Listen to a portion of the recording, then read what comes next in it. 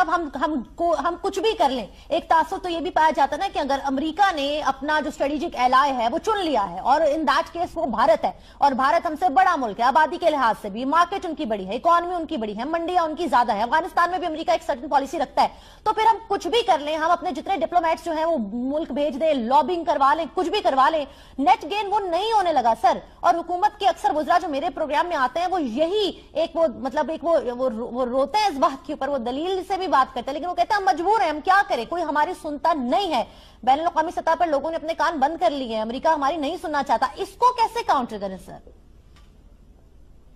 یا پہلی تو بات جو انہوں نے فرمائی ہے میں اس سے اگری کرتا ہوں، لیکن میری ایک آبزرویشن ہے، اور میری آبزرویشن یہ ہے کہ جو ڈائریکشن ہے وہ بالکل کلیئر ہے۔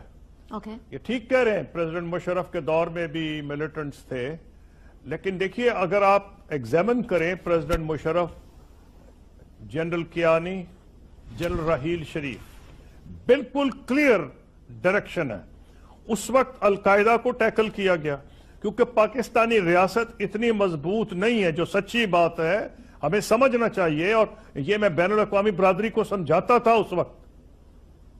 اوپنلی اور کئی دفعہ کوائٹلی، کہ ہم ساروں کو ایک وقت جب 1979 سوویت یونین نے انویژن کی تو ساری دنیا بشمول امریکہ، یورپ، ساری دنیا اور اسلامی دنیا ہمارے پیچھے تھی اور کہہ رہی تھی واہ واہ کمال کر دیا، یہ ان کے ہیرو تھے۔ مجاہدین کو مجھ کہا جاتا تھا پیار سے، مجھ یعنی ہمارے بندے یا مجھ جو ہیں وہ تو غائب ہو گئے جنیوا اکارڈز کے بعد، ہمارے کھاتے میں پڑے رہے، اور یہ میں ان کو سمجھاتا تھا جب ضرورت پڑتی تھی۔ اب ہمارے پاس یہ نہیں لگژری کہ امریکہ کی طرف ہم غائب ہو جائیں، ہماری جغرافیہ ہمیں اجازت نہیں دیتا۔ تو پہلا یہ کیا گیا under international pressure, president Musharraf نے چینج کی، جس کا ان کو لوکلی بہت بڑی بھاری پرائس پے کرنی پڑی، القاعدہ کو ٹیک آن کیا۔ وہ پاکستان کا مسئلہ ہے، ایک ان کا جو پوائنٹ آف کنسرن ہے with the passage of time, اور دونوں چاہے آ جائیں، چاہے ٹرمپ آ جائے چاہے ہیلری آ جائیں، جو پوائنٹ آف کنسرن ہے ہمارے لیے وہ یہ ہے کہ انڈیا کے ساتھ ان کے بڑھتے ہوئے روابط، ایک تو وہ دونوں پارٹیز جو ہیں، دونوں کینڈیڈیٹس جو ہوں گے وہ اسٹریٹجک الائی کہتے ہیں، اور اکنامک ان کی پارٹنرشپ جو ہے وہ ہے، تو پوائنٹ آف کنسرن فار اس کہ جو انڈیا کے ساتھ ہوگا۔ دوسرا جو نیوکلیئر سپلائز گروپ ہے جس کے اندر چائنا ہماری مدد کر رہا ہے کہ ایک ٹائم بائنگ ہمارے لیے ہوتی رہتی ہے، تو اس کے اندر انڈیا کس طرح اپنا رول پلے کر رہا ہے، تو ایک وہ ہرڈل ہوگی۔ پھر اس کے بعد اگر ہم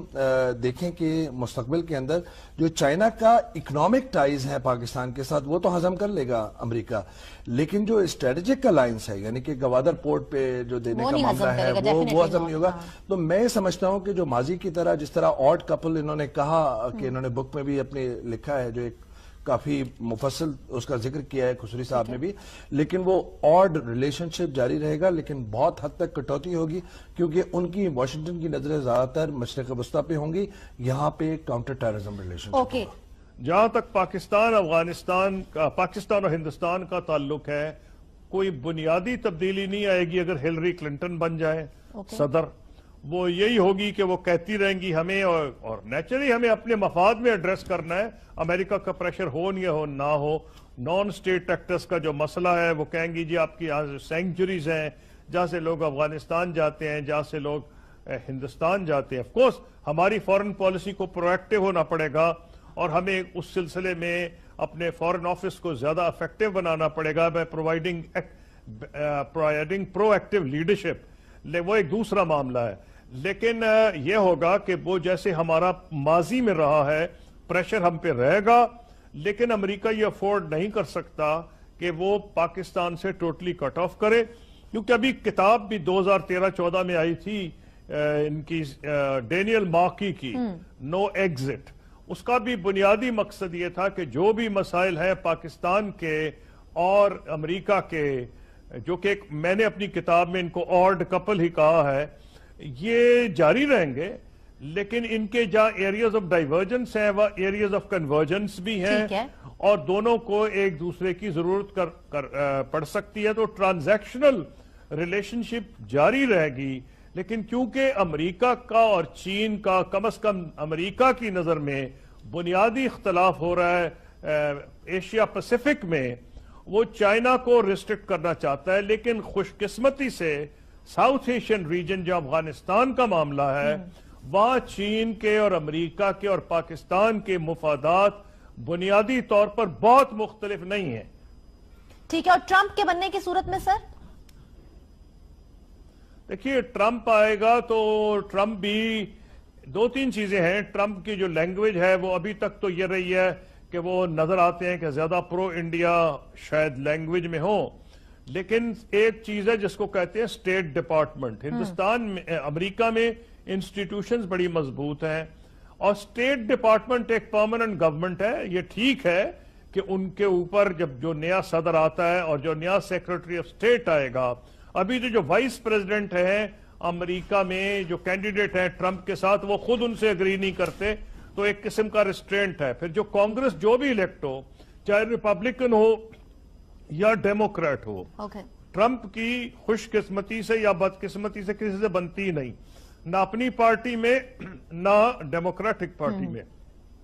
وہاں بھی انہیں ریزسٹنس ہوگی۔ تو کوئی اس قسم کی ڈرامیٹک چینج تو میں نہیں دیکھ رہا، کیونکہ امریکہ کے جو اپنے مفادات ہیں افغانستان میں وہ غائب نہیں ہو جائیں گے۔ اور کیا ٹرمپ یہ چاہیں گے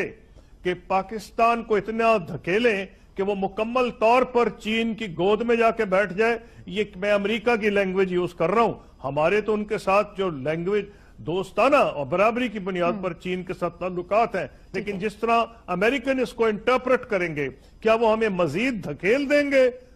چین کے قریب؟ یہ ان کے اپنے مفاد میں نہیں ہے۔ تو یس یو کین افیکٹ، آپ یہ سمجھ سکتے ہیں کہ ڈائریکٹ جو ملٹری ٹو ایڈ ہے اس میں کمی آ جائے گی، لیکن جو ہم ان کے مختلف پروجیکٹس چل رہے ہیں، یہ اس کے ایجوکیشن کے، ہیلتھ کے یا اس قسم کے، اس میں بنیادی تبدیلی نہیں آئے گی، اور این جی اوز کو جو سپورٹ کرتے ہیں۔ ٹھیک ہے سر، یہ اس سے یہ سوال نکلتا ہے قصوری صاحب جو میں آپ سے پوچھنا چاہوں گی کہ اس سلسلے میں یہ جو ہرڈلز ابھی بتائے ہیں ویس توحید صاحب نے، جو ہرڈلز انہوں نے گنوائے ہیں،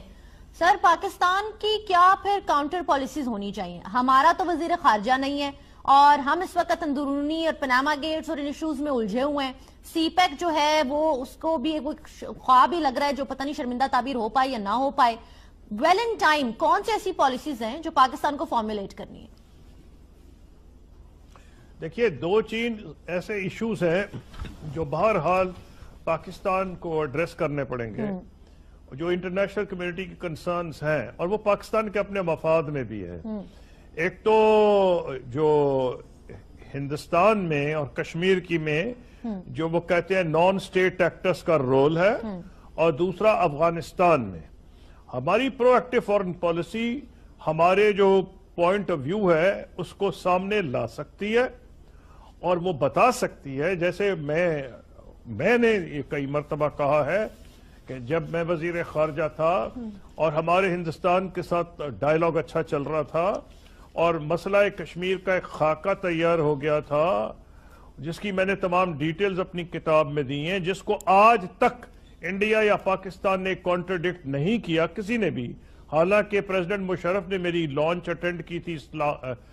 کراچی میں، اور پرائم منسٹر منموہن سنگھ نے، اور ڈیپٹی پرائم منسٹر جو بی جے پی کی اڈوانی، انہوں نے دلی میں، کسی نے کوئی کانٹرڈکشن نہیں کی۔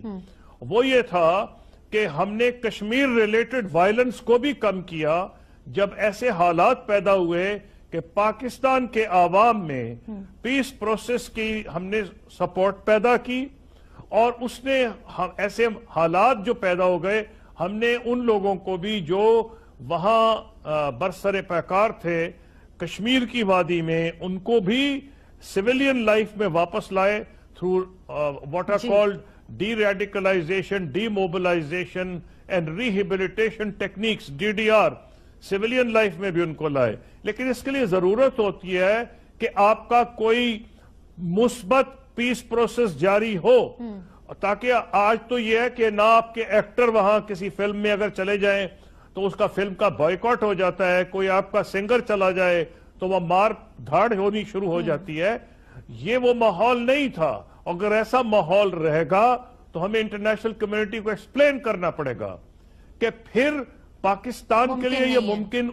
अपनी अवामी सपोर्ट जो हमें दरकार है इन लोगों को प्रॉपर्ली हैंडल करने के लिए हमारे लिए मुश्किलें पैदा होंगी और ये हमारी प्रोएक्टिव डिप्लोमेसी उनके थिंक टैंक्स में भी बता सकती है, उनके एडिटोरियल बोर्ड्स में भी बता सकती है, लेकिन हमें एड्रेस करना पड़ेगा। अगर मैं ये आपको कह दूं कि नींद की गोली लेके सो जाएं, आपके यहां से ऐसा ही काम होते रहें और मामला ठीक रहेंगे, नहीं, पूरी इंटरनेशनल कम्युनिटी कंसर्न है, चाइना की भी है।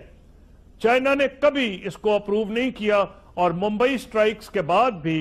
जो किताब आई है एंड्रू स्मॉल की, उन्होंने डिटेल्स दी हैं तमाम